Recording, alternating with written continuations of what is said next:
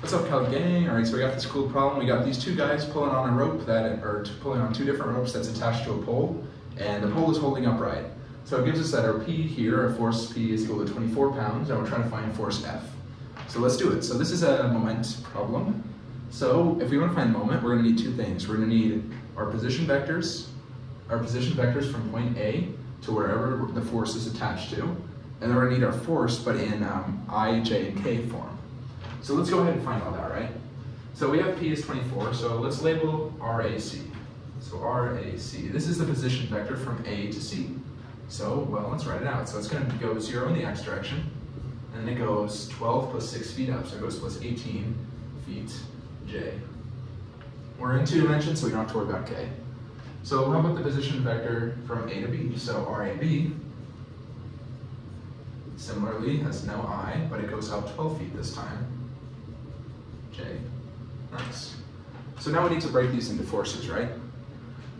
So P as a vector, instead of just a magnitude, is going to be its magnitude, so its magnitude is 24, but then it's going to be just the x direction. So we know by this is a right triangle that this is also 45 degrees.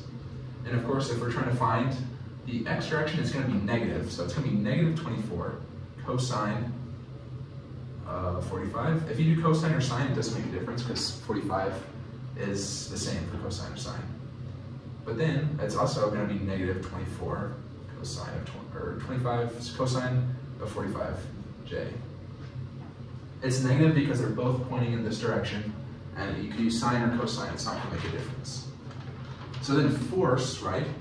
Our force is, this is what we're trying to find. We don't know the magnitude of it. It's going to be force, the magnitude, times, in the x direction, it's going positive x, and it goes 4 in the x direction for every 5 the hypotenuse. So we're going to multiply it by the ratio of 4 to 5. And then the y direction is going negative, so it's going negative force, and this, it goes down 3 for every 5, so this is going to be 3 over 5. So cool, we did this part so far. Now we know that we can add the moments together. We can say that moment of A from force plus moment of A from the force P, so we can label this F, P, we know this is equal to 0, right? So let's go ahead and do this, right? So we know that the moment is equal to the position vector crossed with the force vector. So all we have to do is take some cross products now. So let's take moment, let's take the moment of P, right? So let's say moment of A around P or whatever. Just gonna label it this. So we do the cross product I, J, K. So it's gonna be R of P. So P is all the way up here, so it's gonna be AC. So it's gonna be 0, 18, 0. 0.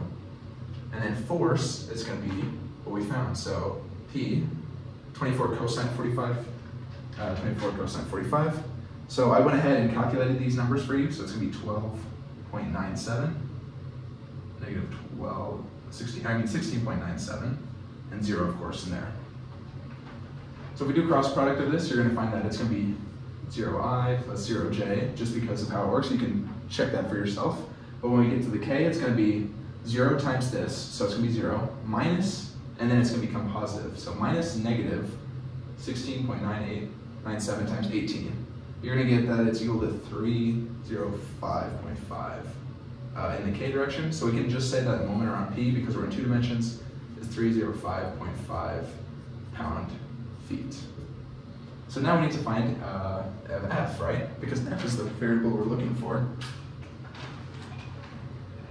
So moment of F, let's do it.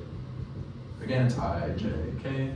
Our position vector on F is going to be 0, 12, 0. Forgot about that. And then our force, right? So we don't know what this magnitude is, but we're looking for that magnitude.